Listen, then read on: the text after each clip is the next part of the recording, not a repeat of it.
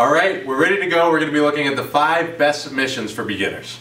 Those 5 submissions all happen to include chokes. We're doing chokes from the guard, chokes from the back, chokes from 3/4 mount, and a few other positions. Let's get started.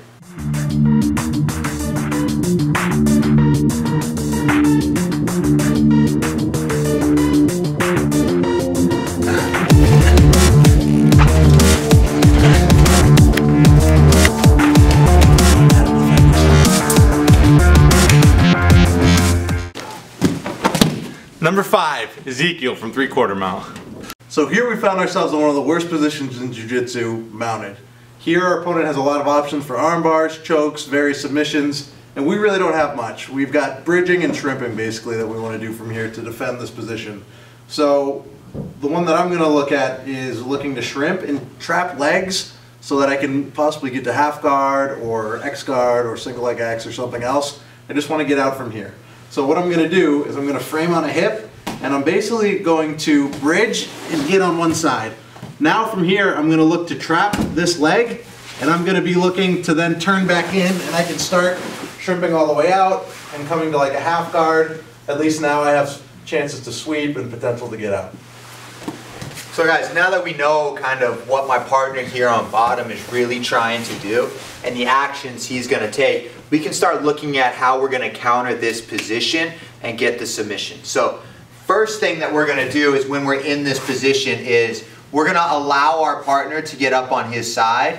Okay, that way when he's here, and I'm going to let him trap my ankle.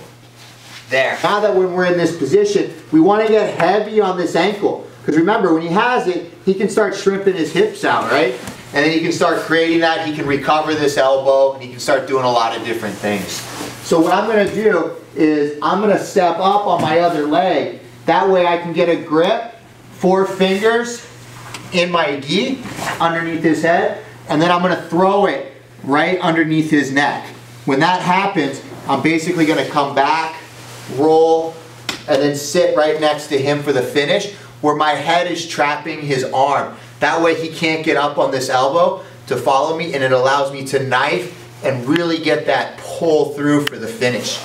So again, when we're in this position and he's recovered that ankle, step up, taking 4 fingers inside the sleeve of my gi, pulling it nice, that way I can knife in right over the top. We can go fist or 4 fingers. And then what I want to do is fall to the side, make sure my head is trapping his arm. I'm going to extend, and right here, my knee is in his ribs, my arm, or his arm is blocked here with my head, and it allows me to settle nice and tight for that finish. Again, with that knee right here in his ribs, making sure that I have distance to get that submission. Number 4, cross choke from the back. All right, so here we are. Our opponent is on our back. We've made some mistakes.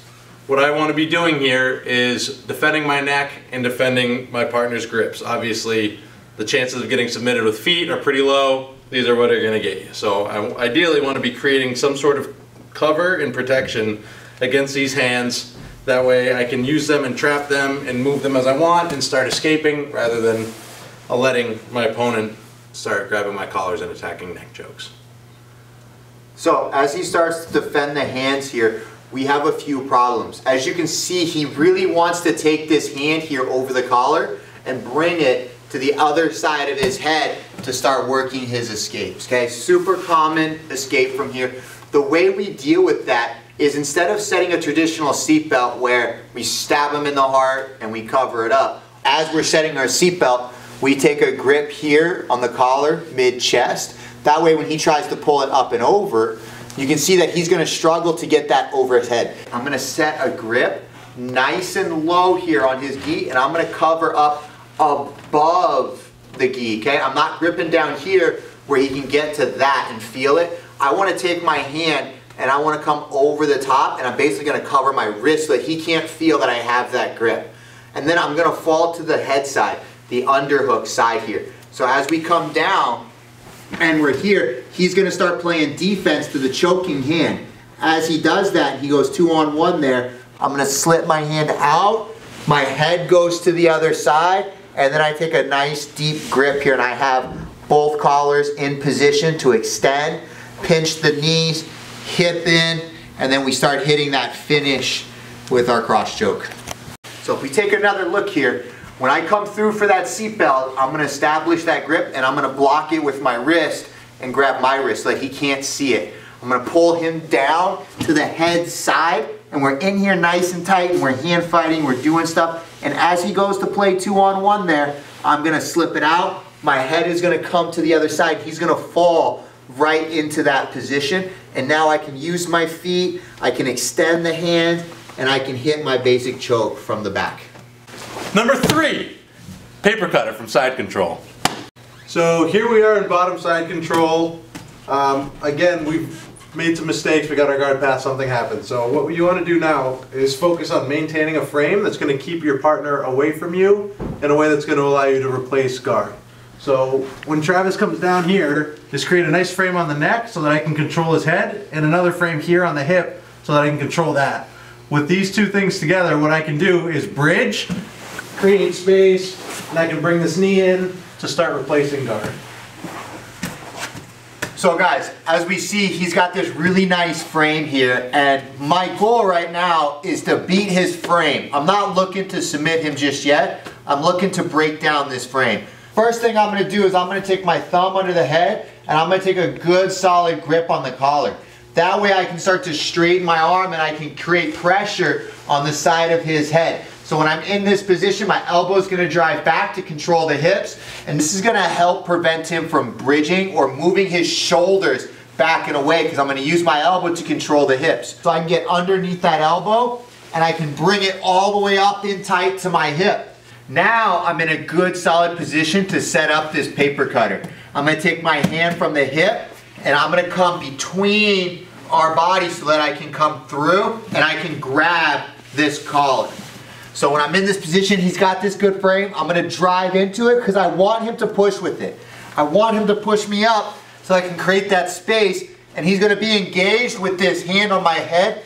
That's what's going to let me slip through this position without him playing defense with this hand. So when I'm here, my thumb's in that grip, so it leaves that space open to swing that arm all the way around. Drop my elbow to the floor, sprawl back, and we just walk to the head and we drive his head away for that finish, making sure we lock down that shoulder. Coming in at number 2, rear naked choke. Alright guys, so we messed up, things went south, and our opponent ended up on our back. What I want to focus on here obviously is the main threat that is going to be him blowing into my ear when I'm trying to teach you guys the technique. I didn't expect it to go on that long. So, apart from feeling violated, what you want to do here on the back is you want to obviously defend your neck from your opponent's hands. So that can come in a bunch of different forms. You can clamp down on the hands, you can do the X defense here, or you can do the home alone. This one's a popular favorite here. So I'm here, I'm protecting my neck. Ideally I want my opponent's hands to stay out from around my neck. So guys, when we're on the back, regardless of the grip choice that my partner makes, the idea is to get both of his hands on one of mine when we're looking at doing rear naked choke. That way I can look to freely attack his neck with the other hand. And one of the ways we do that is when he brings his hands up, I peel the side down on the underhook side here. I'm going to peel it down, and then I'm going to go 2-on-1 here. I'm going to pull it tight into his body. Okay, but when I do that, I want to make sure it's tight and over to his body. That way my hand can freely come out. Some people tend to push it across, and when he clamps down, I can't get my hand out here. Okay, so just take the second to pull it over and keep it tight to the body. That way his other hand comes in and he tries to free that grip, so that now look, I have both of his hands on one of mine. That way I can throw it through, catch my bicep, and then the back of my hand goes to the back of his head, and then we give a little squeeze for the finish. So let's take a quick look at that again, where we're holding in. I'm going to peel it down. I'm going to pull it into this side so I can feed it in, hold it tight to his body. He's going to come grab it. My hand comes out. I lace it. I free the other hand. Again, back of the hand to the back of the head. I want to make sure that my elbow is in line with his chin as best as possible. It doesn't have to be perfect, but you really want to shoot and aim for it. Grab the bicep, throw that hand to the back of the head, slow, gentle squeeze, a little bit of a leg extension for the finish. And coming in at number 1 is a cross choke from closed guard. Alright, so I'm here in closed guard. Some things that I want to keep in mind. Basically, the main thing is my posture. So I want my hips to be basically kind of turned into my partner here. I want my head to be high. And I want to establish grips on his gi and on his sleeves that are going to allow me to stay postured. So I'm going to take both lapels here and put them in the same hand and kind of lock out here so that if he tries to bring me in with his knees, I'm going to be able to frame on this arm. The other thing that I want to do is if I can reach a sleeve, that's great because that's going to kill one of his points of offense. The other thing I can do if I can't reach that sleeve for some reason is come inside here, grab the pants, bring this elbow inside of the knee, and then I can start to move and use that to bust the knee open and start breaking the guard open if I want to. So guys, as we look at all the things he's trying to do to open up my closed guard and get offensive, I can start planning my attack on how I want to counter this type of position.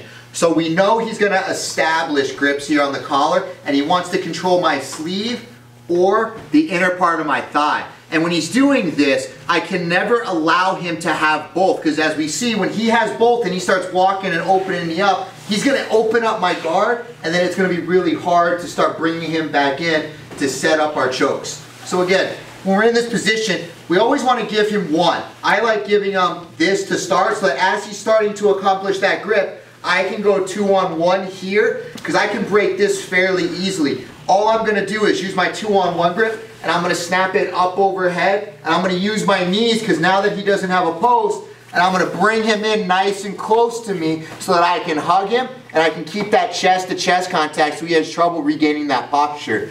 Now, what I want to do from here is I want to put my thumb on the underhook side inside the gi to start. And what I'm going to do is I'm going to shrimp my hips out and I'm going to take my right hand and I'm going to knife it underneath his gi. Okay? This way I have both grips needed to establish this choke.